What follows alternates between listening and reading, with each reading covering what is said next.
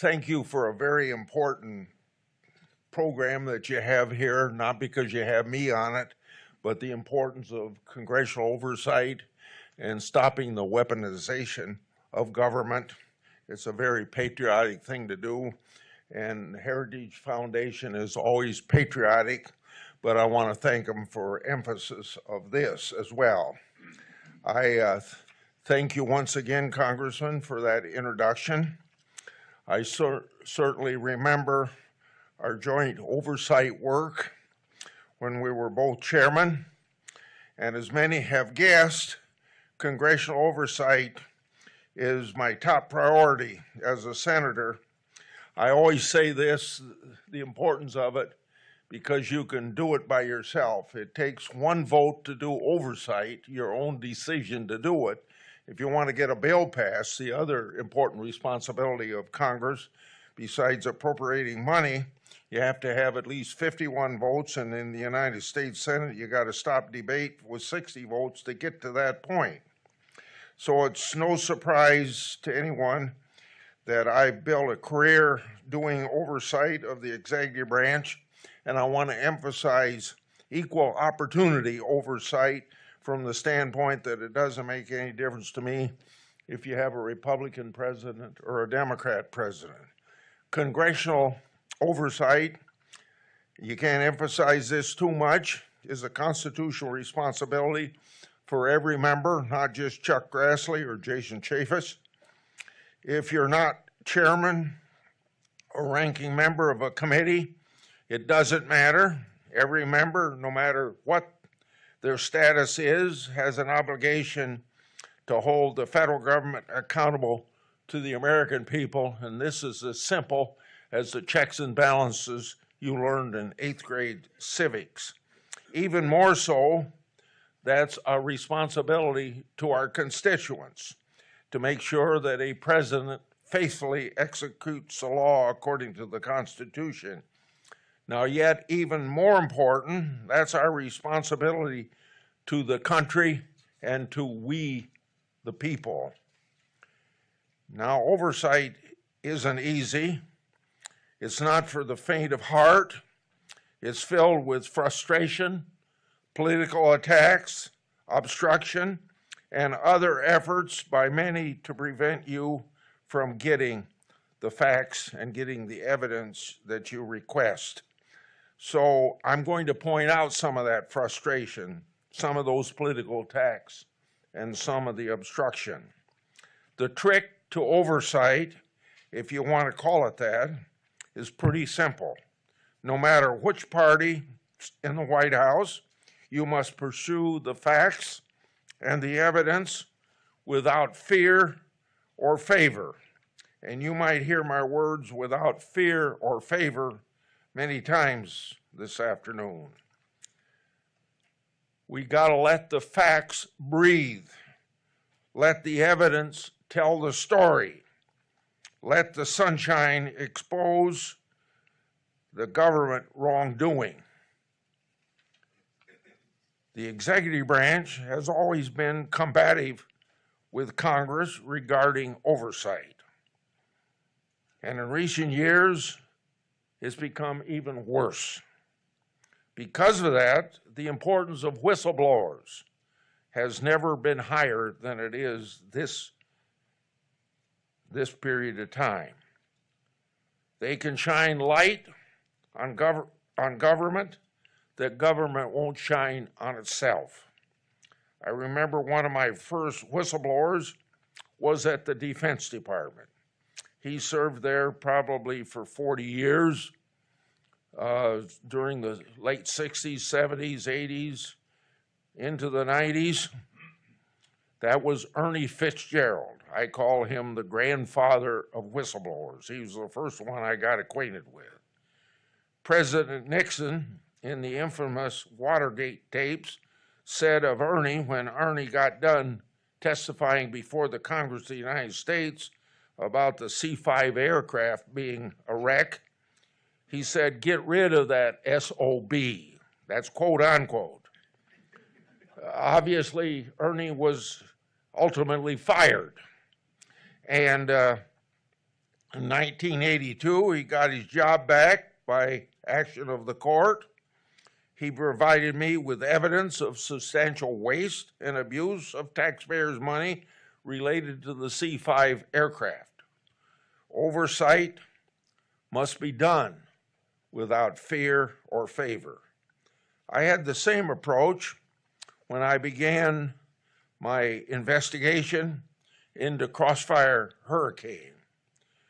When I was chairman of the Judiciary Committee, I even did transcribed interviews with Donald Trump Jr. when Donald Trump was president of the United States. My staff also interviewed other Republicans during my investigation of that Crossfire incident. My Democratic colleagues and the liberal media sang my praises until my work began to show that Crossfire Hurricane was a political hit job by the other side of the aisle.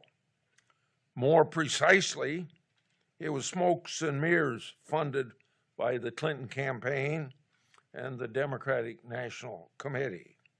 And the Obama-Biden Justice Department, the FBI, the intelligence community, and partisan media happily went along with that criticism.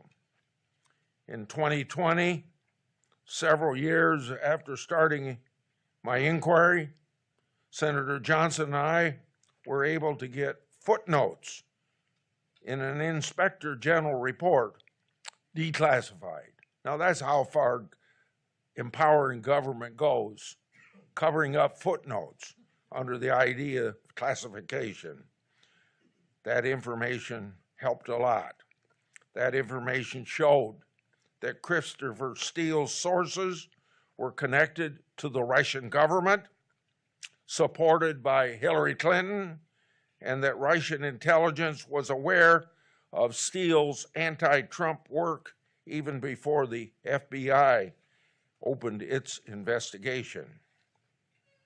Our intelligence report even assessed that the Steele dossier may be part of a Russian disinformation campaign to denigrate U.S. foreign relations. The Justice Department failed to even apprise the FISA court that the FBI had counterintelligence case on one of Steele's key sources. So it was very clear that Clinton campaign and the DNC, who colluded with the Russians, they used a former British spy, they used Fusion GPS, and they used a law firm to create a fake dossier that, and then after they did all that, they tried to cover everything up. With all of these red flags, the Justice Department and the FBI proceeded anyway with a political case against Trump. Crossfire Hurricane is a textbook example of government weaponization. None of these facts would have been known without congressional oversight. Oversight must be done without fear or favor. In August 2019, Senator Johnson and I began our Biden family investigation. And let me tell you, our investigation received more incoming fire from political attacks than I've ever seen before. When that happens, it usually means you are right on target. Let me give you a snapshot. On July 13th, 2020, then Minority Leader Schumer, Senator Warner, our two of our colleagues, and then add to it then Speaker Pelosi, and then Chairman Schiff. They sent a letter with a classified attachment to the FBI That letter expressed a purported belief that Congress was the subject of foreign disinformation. That letter was targeted at the Grassley Johnson investigation. The classified attachment included, can you believe this, unclassified elements that attempted and at the same time failed to tie our work to Russian disinformation and a Russian agent as well. Of course, the unclassified elements were leaked to the press to support a false campaign accusing Johnson and me of advancing Russian disinformation. Now, aside from my printed remarks, let me emphasize this. Colleagues told the FBI to give us a briefing we learned nothing from. The briefing was set up for the sole purpose of leaking to the press to show that we were doing something that was following Russian guidelines. The press and Democrats completely conveniently left out that our oversight work was rooted not in things that we believe or things that we were told, but was rooted in official U.S. government and Obama-Biden administration records. Then Minority Leader Schumer and then Ranking Member Wyden tried to offer a resolution in the Senate wrongly disparaging our Biden investigation. By attempting to do that, they were violating Senate rules in their efforts and were shut down, so we didn't have to go through that. But that's how far your colleagues will go working with the press and working with the executive branch of government and working with law enforcement agencies when in government to denigrate everything we were trying to do. So then after that, on July 16th, 2020, mere days after the July 13th letter, then Ranking Member Wyden and Senator Peters wrote a letter to me and Senator Johnson asking for a briefing from the FBI's Foreign Influence Task Force. Our staffs and theirs had already received the briefing. We didn't need another one. The FBI caved August 20th. Senator Johnson and I had an emphasis briefing from the FBI, the same one I've already referred to, but I think it's important to emphasize this. The contents of that briefing were later leaked to the Washington Post, even though the FBI had promised us confidentiality before that briefing. That leak was another effort to falsely label our good governance oversight work as Russian disinformation. Now, we had the support of the Wall Street Journal in an editorial, a piece about the briefing entitled, quote, "The FBI's dubious briefing." Then the question, continuing to quote, "Did the Bureau set up two GOP senators at the behest of Democrats?" End of quote. Ultimately, Senator Johnson and I released two reports in 2020, a preliminary one in September and a final one in November or December as part of our Biden family investigation.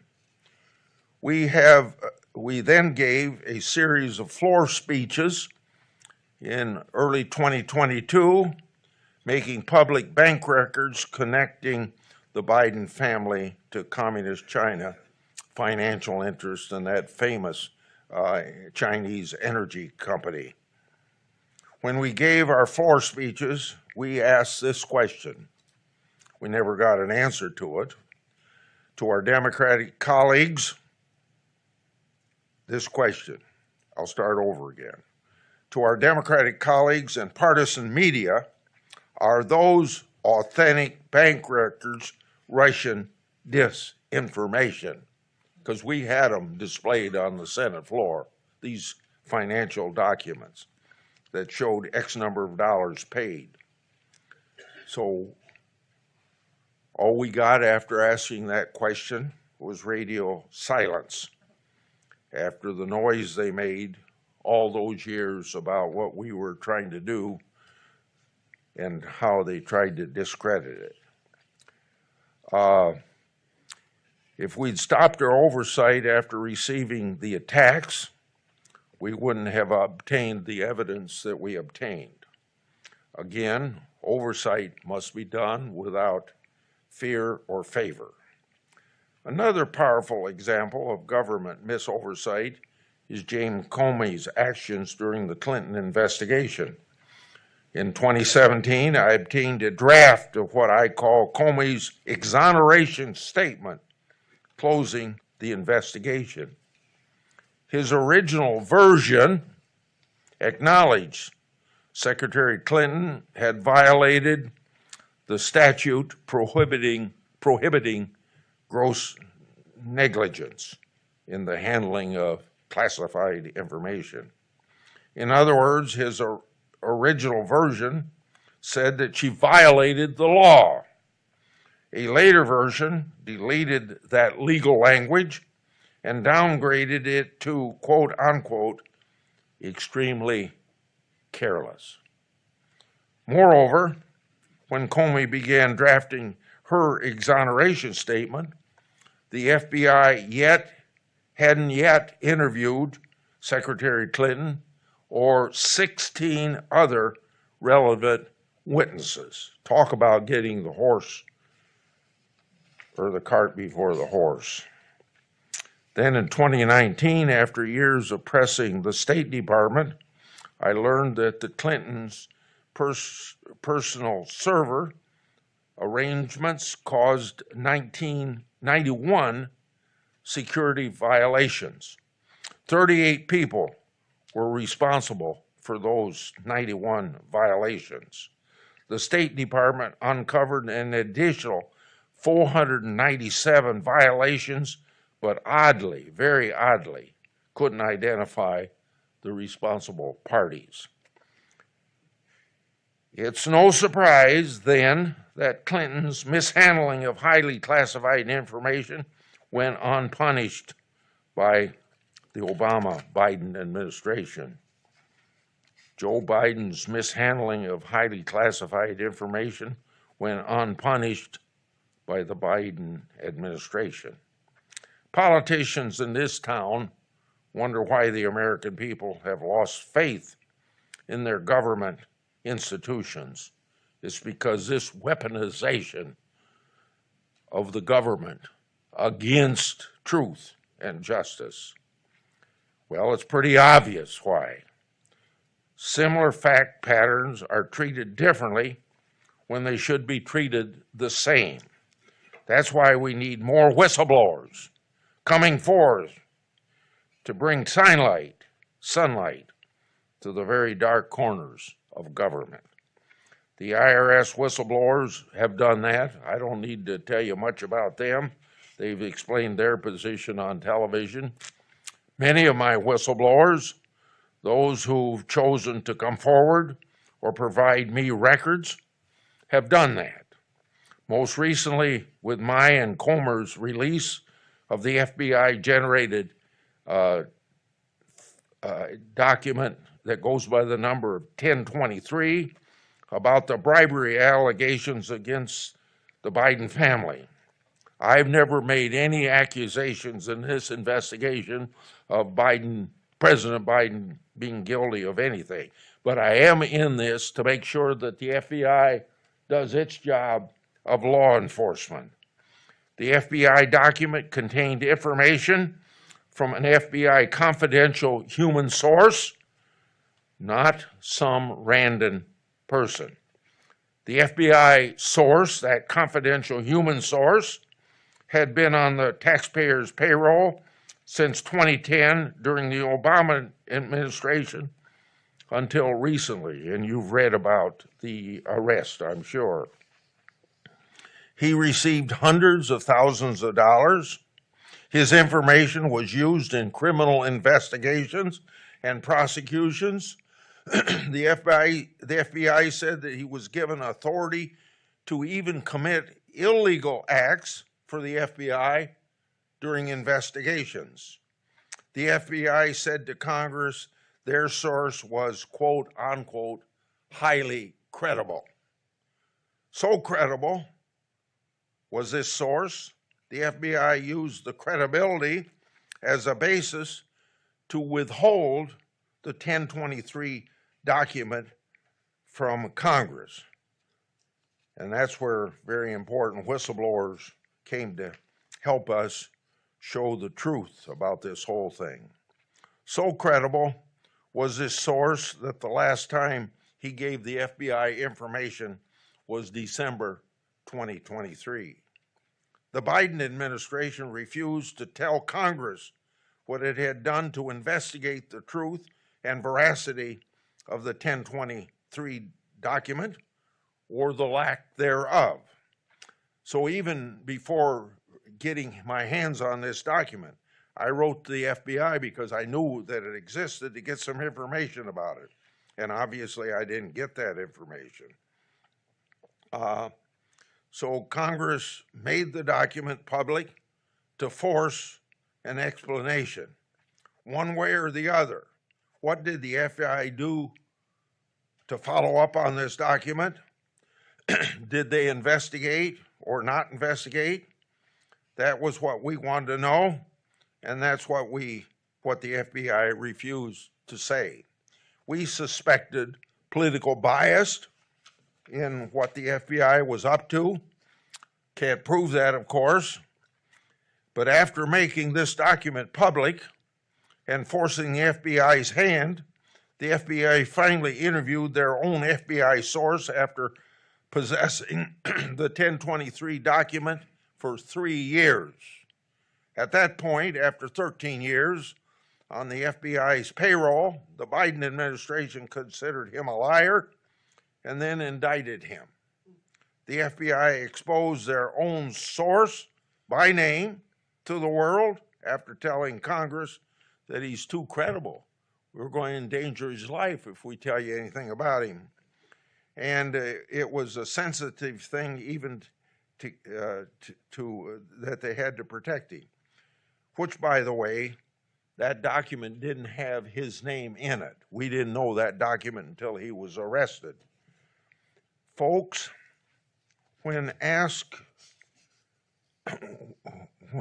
people ask me what I thought, my response was, this is what I said. First, under the circumstances presented, Congress can't sit on documents like that without making it public. We owe it to our constituents and the American people to make government transparent, because when government's transparent, it's more apt to be accountable, and there's nothing wrong with accountability in government. It's the essence of good government. Second, the government must explain itself and show its work. And you can see how difficult it is to get the FBI to show us its work. Third, to any congressional investigator, the indictment is years of more oversight. Except for my listening to the Department of Justice and FBI whistleblowers, that highly credible liar would still be on the FBI payroll, continuing to lie to the FBI and maybe continuing to get people convicted that shouldn't be convicted. Many have asked what my next oversight steps are. Well, Senator Johnson and I have obtained the names of these FBI agents involved in the 1023 document.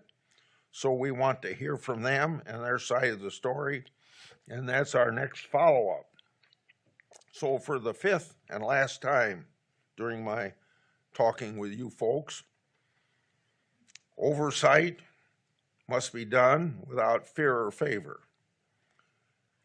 And you can see how important Congress doing a proper job of oversight is so essential to stop the empowerment of government to cover up and to do wrong things. Thank